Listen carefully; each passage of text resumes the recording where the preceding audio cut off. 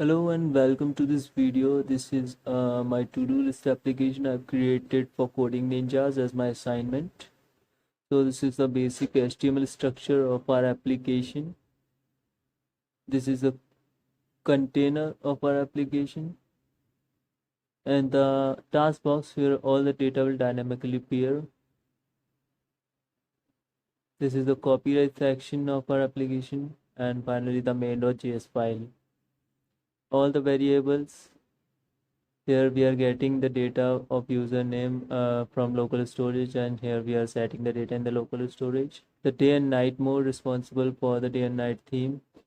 Here is the all to-dos array which will store all the to-dos of our application, and the add button has an event listener which will call the add to-do function, and the add to-do function will further proceed with input field value.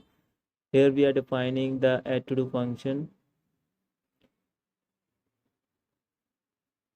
and here are our render to-dos function which will take all to-dos as an argument and make the dynamic data of HTML with JavaScript. And finally we are inserting the element in the task element box. This is the add to local storage function which will take all to-dos as an argument and push all the data in the local storage. And finally call the render to-dos function. Here is the get from local storage function which will take all the data from the local storage and finally render to do function. Here we are calling the get from local storage function itself. Here we are defining the toggle function which will take id as an input and map through all to-dos array to monitor, check, uncheck the data of our to-dos, and call the add to local storage function to update the data. This is the added to do function which will take id and updated task as an input and perform the task to update the data. Finally call the add to local storage function to update the data. This delete to do function will take id as an input and filtering through all to do's array and return all the tasks except the specific id which we have passed in the argument section of this function. Finally call the add to local storage function. Adding the event listener on the whole task box and passing the event as an argument so we can check which button has been clicked and perform the task accordingly. By the way, I'm really sorry for this background noise. So our JavaScript has been done, and here is the final look of our application. So this is the final look of our application. We can edit the username here. All the data will update in the local storage.